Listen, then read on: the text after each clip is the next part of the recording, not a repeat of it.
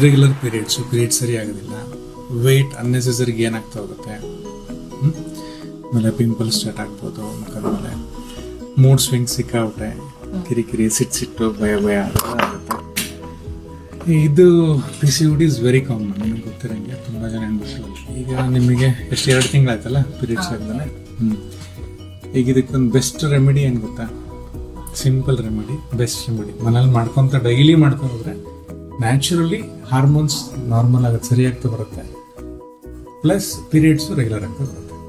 ಇದಕ್ಕೆ ಅಂತಾನೆ ಮೆಡಿಕಲ್ ಶಾಪಲ್ಲಿ ಮಾತ್ರ ನಾವು ಮದುವೆ ಮಾಡಿದ್ರೆ ಅದೇನು ಡಿಪೆಂಡೆಂಟ್ ಆಗ್ಬಿಡ್ತೀವಿ. ಇರೋ ನಾರ್ಮಲ್ ಮೆಕ್ಯಾನಿಸಮ್ ಹಾರ್ಮೋನ್ ಮಾತ್ರ ತಗೊಂಡು ಅದು ಹಾಳಾಗ್ಬಿಡುತ್ತೆ. ರಾತ್ರಿ ಅರ್ಧ ಲೋಟ ನೀರಿನಲ್ಲಿ ಅದು 1 ಚಮಚ ಮೆಂತೆಕಾಳು ನೆನೆ ಹಾಕಿ ಅದು ಕ್ಲೋಸ್ ಮಾಡಿಟ್ರಿ. ಬೆಳಗ್ಗೆ ಅದು ಅರಳಿರುತ್ತದೆ, ಸ್ವಲ್ಪ ದಪ್ಪಾಗಿರುತ್ತೆ, ನಿಯರ್ಲಿ 1 ಚಮಚ ಅನ್ನೋದು ಒಂದು 2 ಚಮಚ ಆಗಿರುತ್ತದೆ. ಸೊ ಅದಕ್ಕೆ ನೀವು 2 ಖರ್ಜೂರ ತಗೋಬೇಕು ಬೆಳಗ್ಗೆ.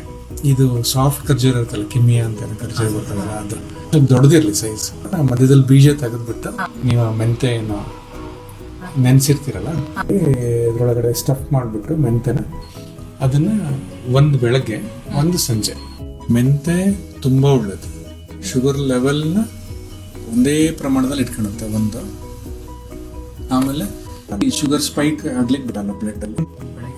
ನೀರು ಏನು ಮಾಡಿ ಅಂದ್ರೆ ಸ್ವಲ್ಪ ನೀರು ಉಳಿದಿರುತ್ತಲ್ಲ ಅದಕ್ಕೊಂದು ಅರ್ಧ ಲೋಟದಷ್ಟು ಬಿಸಿನೀರು ಮಿಕ್ಸ್ ಮಾಡಿಬಿಟ್ಟು ಕೊಡಿ.